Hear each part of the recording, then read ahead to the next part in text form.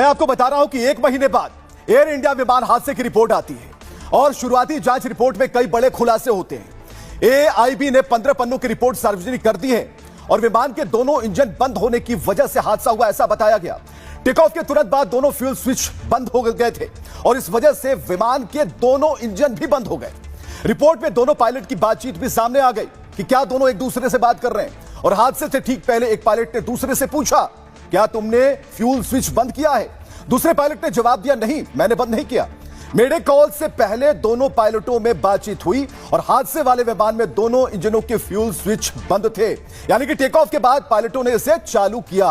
दोनों इंजन को दोबारा शुरू करने की कोशिश शुरू हो गई, लेकिन विमान बहुत कम ऊंचाई पर था, तकरीबन 600 मीटर की ऊंचाई पर, लेकिन इंजनों को दोबारा ताकत पाने का समय ही नहीं मिला और इस वजह से अहमदाबाद में विमान हादसा हो गया। टेक ऑफ के 30 सेकंड के अंदर यह हादसा हुआ और रिपोर्ट में यह पता नहीं चला कि फ्यूल स्विच बंद कैसे हो गए।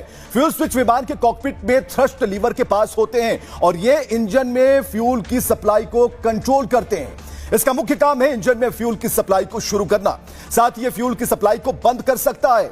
हर इंजन के लिए अलग अलग फ्यूल कंट्रोल स्विच होता है।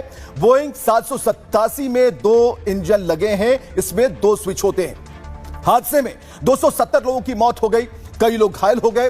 हादसे के वक्त विमान में 241 यात्री और क्रू मेंबर सवार थे और इस प्लेन हादसे में मात्र एक शख्स ही जिंदा बच पाया था। हादसे की असली वजह अब तक सामने नहीं आई और शुरुआती जो रिपोर्ट है उसे लेकर कई तरह के सवाल खड़े हो रहे हैं। उड़ान के तुरंत बाद इंजन कैसे बंद हो गया, यह सवाल है। दोनों पायलट की गलती नहीं थी तो हादसा कैसे हो गया? अगर पायलट ने फ्यूल इंजन बंद नहीं किया तो किसने किया? और क्या फ्यूल इंजन को बंद करने के पीछे कोई साजिश थी? सवाल यह है, अगर यह साजिश थी तो किसने यह खतरनाक साजिश रची?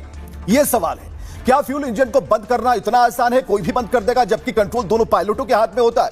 अगर इंजन में खराबी नहीं मिली तो क्या विमान को हैक कर लिया गया? क्या विमान के सॉफ्टवेयर में खराबी की वजह से यह गंभीर हादसा हो गया? पायलट के मेडे पर कोई जवाब क्यों नहीं मिला? रिपोर्ट पर airline pilots association of India सख्त है। शुरुआती रिपोर्ट से लग रहा है कि क्रैश में पायलट्स की गलती है। पायलट एसोसिएशन ने कहा कि हम इसे पूरी तरीके से खारिज करते हैं। हम निष्पक्ष और सबूत आधारित जांच की मांग करते हैं। जांच रिपोर्ट के लीक होने पर भी एसोसिएशन ने सवाल उठाए।